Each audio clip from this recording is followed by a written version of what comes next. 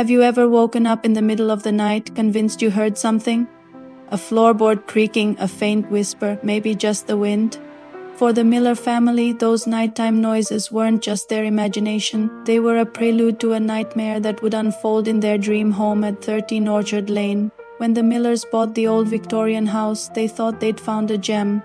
Sure, it needed some work, but it had character, history. They spent months renovating, pouring their hearts and savings into making it perfect. The first few weeks were blissful, but then it started. It always started at AM. It began with whispers, faint like a radio playing in another room. Sarah, the mom, would wake up, straining to hear.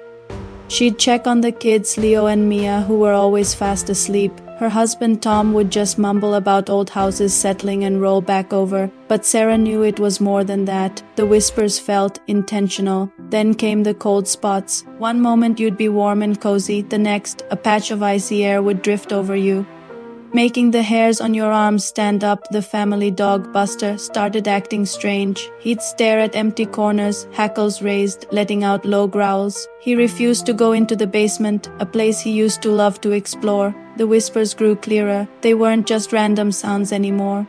They were words, names, their names, Sarah, Tom, Mia.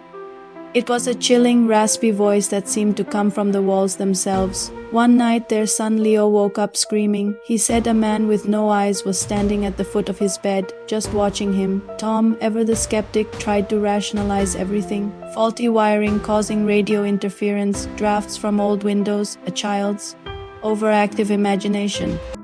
He installed security cameras, determined to find a logical explanation, but what the cameras captured only deepened the mystery. The footage was terrifying. Orbs of light danced through the hallways at night. Doors would slowly creak open and slam shut on their own, and in one chilling clip, a shadowy figure could be seen standing in the living room for a fleeting moment before vanishing.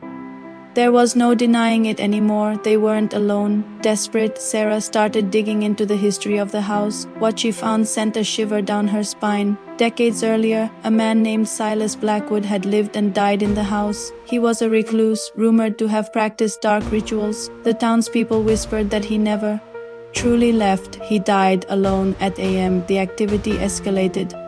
Objects flew off shelves, pictures were turned to face the wall, and the whispers turned into angry shouts, demanding they get out. The Millers were living in constant fear. They huddled together each night, sleep-deprived and terrified, waiting for the clock to strike 3. One fateful night, the house erupted, all the lights flickered, and died. A guttural roar echoed from the basement, shaking the entire structure. The family grabbed each other and ran. They fled into the night with only the clothes on their backs, leaving everything behind. They never returned. Today, 13 Orchard Lane stands empty. Locals say that if you're brave enough to walk by at AM, you can still hear the whispers. You might even see a shadowy figure in the window. The house is waiting. It's always waiting for its next family. The question is, would you be brave enough to step inside? Thanks for watching. If you have your own spooky stories, share them in the comments below. And don't forget to like and subscribe for more chilling tales. Stay safe out there.